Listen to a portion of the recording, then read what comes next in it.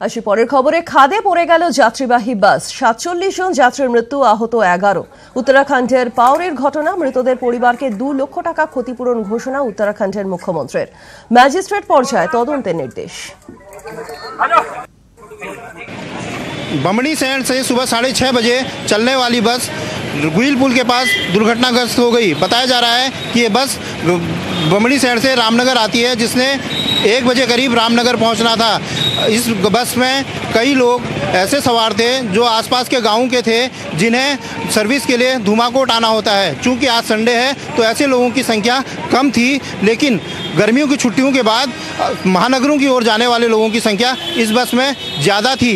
गुईल पुल के पास एक पानी का गड्ढा आया, जिससे बस बचाने के चक्कर में यह हादसा हुआ है। हमारी एसडीआरएफ की टीमें हमने वहाँ पे 2 भेज दी हैं। जो घायल लोग हैं उनके रेस्क्यू के लिए हेलीकॉप्टर का प्रयास किया जा रहा है, हेलीकॉप्टर से, जिससे उनको अच्छी मेडिकल एड मिल सके और जितनी बेस्ट पॉसिबल हमारे पुलिस की रेस्क्यू टीमें जा सकती हैं। चारों तरफ से, रामनगर से, धुमाकोट से, सब जगह से उनको रश कराया जा रहा है। ফেসবুকে লাইভ করে আত্মঘাতী যুবক অরিন্দম দত্ত নিহতের নাম শিলিগুড়ি পূর্ব বিবেকানন্দ পল্লীর এই ঘটনা। নিহতের বাড়ি জলপাইগুড়িতে ভাড়া থাকতেন তিনি বলে এখনো পর্যন্ত খবর। তবে কি কারণেই আত্মহত্যা তা এখনো স্পষ্ট নয়। টেলিফোনে রয়েছেন প্রতিনিধি পার্থপ্রতিম সরকার। পার্থপ্রতিম, কি জানা যাচ্ছে পুলিশ সূত্রে? হ্যাঁ, পুলিশ কিন্তু গোটা বিষয়টির তদন্তে নেমেছে, কারণ ওর পরিবারের লোকজন এখানে শিলিগুড়িতে থাকে না, তারা জলপাইগুড়িতে থাকে। তাই পরিবারের লোককে খবর দেওয়া হয়েছে, তারা হয়তো কিছুক্ষণের মধ্যেই শিলিগুড়িতে আসবে এবং তারপর তাদেরকে জেরা করে কিন্তু কারণটা জানা যাবে। কিন্তু গতকাল রাত 9টা 58 নাগাদ ফেসবুক সে লাইভ করেছিল এবং লাইভ করেই কিন্তু আত্মঘাতী হয়। গলায় দড়ি দিয়েছে, ফাঁস লাগায় এবং আজ সকাল থেকে যখন কোনো সারা শব্দ পাওয়া যাচ্ছে না, তখন বাড়ির মালিক দরজা খুলে রেখে গেছে, তার ঝুলন্ত দেহ দেখতে পায় এবং পুলিশকে খবর দেয় এবং মৃতদেহ ময়নাতদন্তের জন্য শিলিগুড়ি জেলা হাসপাতালে নিয়ে আসা হয়েছে। কিন্তু কি কারণে আত্মহত্যার ঘটনা, যেটা আমরা জানতে পারছি যে গতকাল রাতেও নাকি সে তার দাদার সঙ্গে টেলিফোনে কথা বলেছিল, কিন্তু তারপর কি কারণে আত্মহত্যা, যেখানে ভাড়া থাকতো শিলিগুড়িতে, সেই বাড়ির মালিককে সে বলেছিল যে সে কলকাতার বাসিন্দা এবং এখানে এখন সে থাকে, কিন্তু তার বাড়ি কিন্তু জলপাইগুড়িতে। কেন এই একরকম বিভ্রান্তিমূলক যে বিভ্রান্তি কিন্তু দেখা যাচ্ছে তার পরিচয় নিয়ে, স্বাভাবিকভাবে সব বিষয়টি খতিয়ে দেখছে ভক্তিনগর থানার পুলিশ। ধন্যবাদ পার্থপ্রতিম।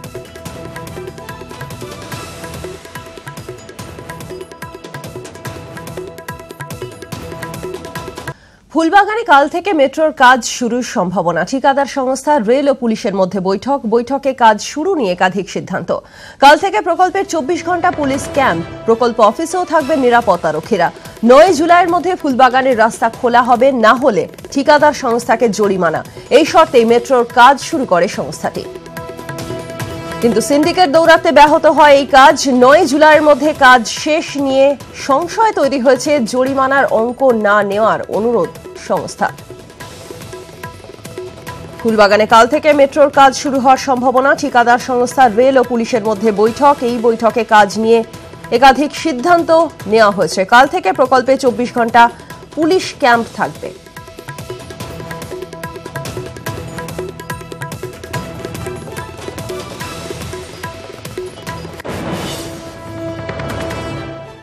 সিন্ডিকেট দৌড়াতে কলকাতায় মেট্রো রেল প্রকল্পের কাজ বন্ধ হওয়ার পর তড়িঘড়ি ব্যবস্থা নেওয়া হলো রাজ্য প্রশাসনের তরফ থেকে।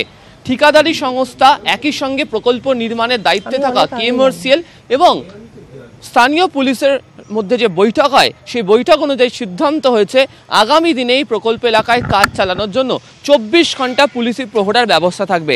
এমনকি গোটা প্রকল্প এলাকার বিভিন্ন জায়গাতে পুলিশি টহলদারিও রাখা হবে, যাতে শ্রমিকরা এবং যারা এই প্রকল্পে কাজ করছেন তাদের নতুন করে কোনো অশান্তি তৈরি না হয়। এই মেট্রো প্রকল্প, ইস্ট ওয়েস্ট মেট্রো প্রকল্পে 2019-এর ফেব্রুয়ারি মাসে ইস্ট ওয়েস্ট মেট্রো প্রকল্পের ফুলবাগান স্টেশন চালু হয়ে যাওয়ার কথা এবং সেই কারণেই সংস্থার তরফ থেকে তড়িঘড়ি কাজ করা হচ্ছিল। যদিও সিন্ডিকেট দৌড়াতে কাজ বন্ধ হয়ে যাওয়ার কারণে কাজের গতি তা অনেকটাই আটকে যায়। একই সঙ্গে যে ফুলবাগানের যে রাস্তাটা একেবারে বাইপাসের দিক থেকে যেটা কানেক্ট করছিল হচ্ছে শিয়ালদা পর্যন্ত, সেই রাস্তার কাজটাও বন্ধ হয়ে রয়েছে বহুদিন ধরে। আগামী 9ই জুলাইয়ের মধ্যে এই রাস্তা সম্পূর্ণভাবে গাড়ি চলাচলের জন্য এবং সাধারণের যাতায়াতের জন্য খুলে দেওয়ার কথা। আর এই সিন্ডিকেট দৌরাত্মে কাজ বন্ধ থাকার কারণে এই রাস্তা 9ই জুলাইয়ের মধ্যে এই কাজ শেষ করতে পারা যাবে কিনা তা নিয়ে সংশয় তৈরি হয়েছিল। এমনকি কেএমআরসিএল এর তরফ থেকে ঠিকাদারি সংস্থার সঙ্গে চুক্তি করা হয়, যদি 9ই জুলাইয়ের মধ্যে রাস্তার কাজ সম্পূর্ণ না করতে পারা যায় তাহলে এই ঠিকাদারি সংস্থাকে প্রত্যেক দিন 1 লক্ষ টাকা করে জরিমানা দেওয়া হবে।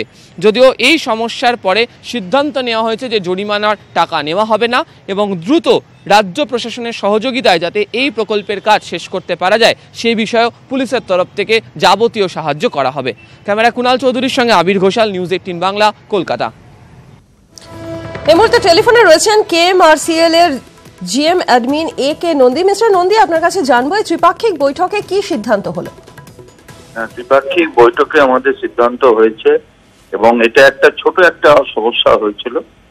যে কোনো প্রজেক্টে এগিয়ে নিয়ে যেতে গেলে ছোটখাটো সমস্যা হয়ে থাকে, সেই সমস্যা ওভারকাম হয়ে গেছে। আমরা সকলের থেকে সহযোগিতা পাচ্ছি এবং ঠিকাদার সংস্থা আমাদের বলেছেন যে তারা দ্রুত কাজ নিষ্পত্তি করবে।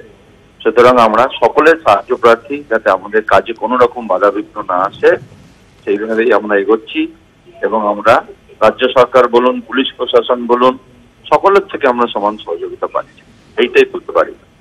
ধন্যবাদ আপনাকে।